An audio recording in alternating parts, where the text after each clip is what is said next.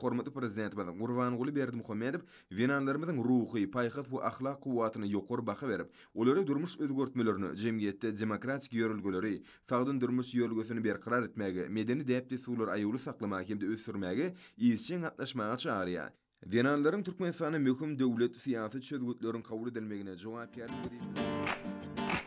Asmana kuşlar kanat kakanna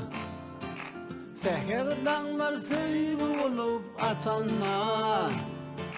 Senin temil ışığın dolyar yürüme Seni görýändi owadan jahanna Yalar sendip güller, salar sendip sayrar Yılgırsan dünyame, baktın nuru yayrar Yalar sendip güller, salar sendip sayrar Yılgırsan dünyame, baktın